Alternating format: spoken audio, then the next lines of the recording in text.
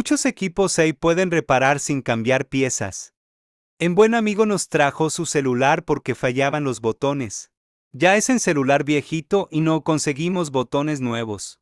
Así que vamos a repararlo. Raspamos y le pegamos unos cablecitos.